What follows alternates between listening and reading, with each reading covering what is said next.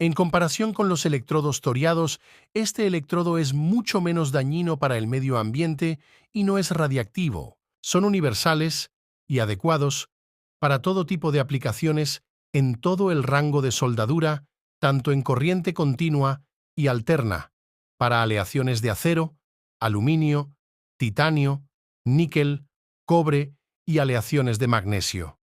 Gracias a sus grandes propiedades de ignición, también son adecuados para soldadura automatizada.